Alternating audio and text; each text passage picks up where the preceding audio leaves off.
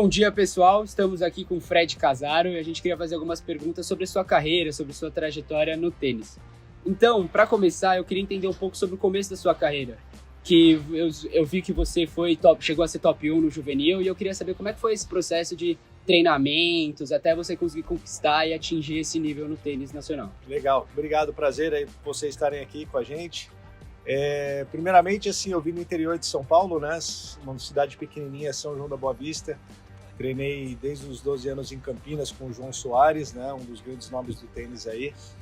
E a carreira, ela é bem complicada no Brasil, né? Por mais que a gente tenha apoio, alguns patrocínios, não é o que a gente espera, mas é um início bem difícil, assim, no começo, né? E graças a Deus, desde o comecinho da carreira, eu pude participar de torneios regionais, brasileiros, sul-americanos, internacionais e consegui até os 18 anos aí ter um bom ranking aí, desde os 12, 13 até 18. Então, eu tava vendo um pouco sobre a sua carreira também, eu dei uma pesquisada, e eu vi que você ganhou do Djokovic e, poxa, é impressionante.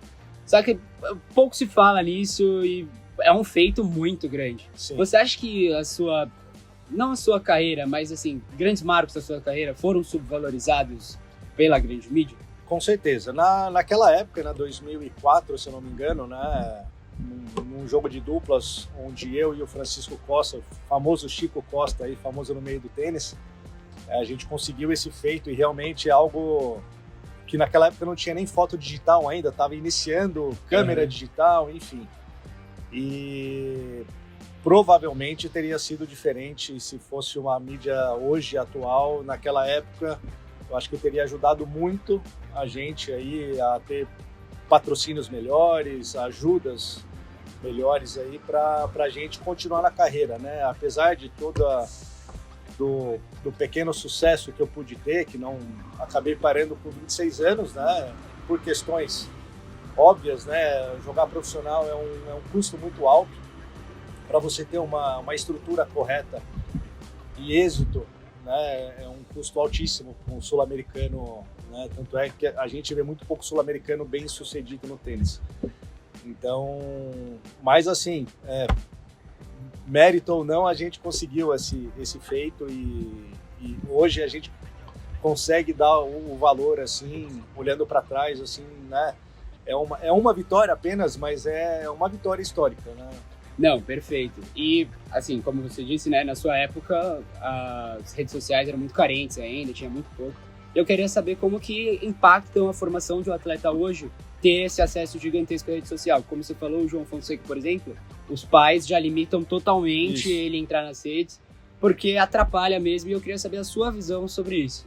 Eu tenho a mesma visão ali do time dele, né, e de muita gente que está trazendo o filho ou o atleta que está começando a competir dos 10 anos. A mídia social, ela tende a atrapalhar, ela tem muito, nesse quesito pessoal, não profissional, né?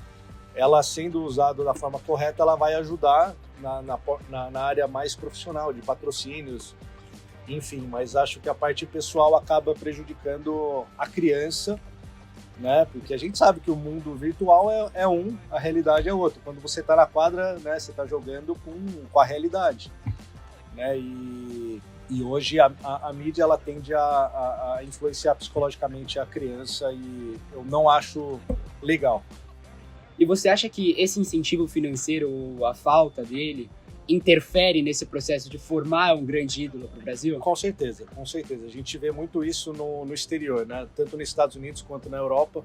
Todos os grandes centros, né, eles têm ajudas públicas e privadas, né, com leis de incentivo e vários programas onde os jogadores eles têm o acesso até um certo ponto, né, até o time, até a pessoa ver onde ele pode chegar e ele consegue ter esse patrocínio que vai propiciar ele a ter uma tranquilidade para poder jogar. Né? O que acontece muito na América Latina, principalmente, a gente não tem esse acesso. São poucas equipes que têm acesso a poder viajar com treinador, com preparador físico, com fisioterapeuta, onde essas grandes nações elas têm isso com muito mais facilidade. Por isso que a gente acaba vendo muito mais europeu, norte-americano, Ásia, entrando um pouco mais no circuito do que o sul-americano. A gente não tem esses programas, e quando tem esses programas, ainda é limitado a poucas pessoas. Então, dentro de um cenário que a gente fala de expansão do esporte, de familiarizar um pouquinho mais, ele acaba ficando limitado. Perfeito. E agora eu queria saber também, porque ao longo da sua carreira, eu acredito que você teve que se provar várias vezes. Você acha que você teve que se provar muito mais do que atletas de outros países, pelo fato de ser brasileiro? Provavelmente. A gente já nasce de uma cultura que não é do tênis, né? A gente vem da cultura do futebol e ainda assim com uma condição financeira um pouco mais limitada ainda, né? Então a gente acaba tendo que, além de treinar mais, fazer mais, a gente tem que toda hora estar se mostrando, se provando e dando a cara a bater, né? O que acaba dando um pouquinho mais de dificuldade aí ao longo do processo da carreira profissional. O público brasileiro, ele tem essa carência e acompanha menos porque está sempre esperando um novo Guga? E você acha que isso atrapalha um pouco a formação de novos atletas? Eu acho que, assim, esperar um Guga seria esperar um milagre, né? Eu acho que é algo muito improvável de esperar ou cobrar algum tenista brasileiro que isso aconteça. A gente, para todos nós ali que nascido nos anos 80, o Guga realmente foi um milagre, não tem outra explicação, né? Porque se a gente pegar todos os estudos feitos até agora e a gente reparar na evolução, mesmo ele jogando bem juvenil, passando por todas as fases, ninguém imaginava número 1. Jogar bem, ficar entre os 100, 50, 20, é algo plausível. Mas número 1 já é algo inimaginável, né, para um brasileiro, né, isolado em Santa Catarina, né? Mas agora a gente tem uma esperança muito boa, né? Já tivemos o Belucci, 21 do mundo, Meligeni, 25, Luiz Mata, Marcos Socevar, entre outros ali, né, que figuraram entre os 60, 100 do mundo, 50, mas a gente torce para vir o número 1, mas assim, a gente não espera. Perfeito. A gente acredita sim que o João tem uma grande chance de estar entre os 20 melhores, 10 melhores, quem sabe, né? A Bia já esteve entre as 10 melhores, então número 1 é um caso muito à parte. Sonhar demais.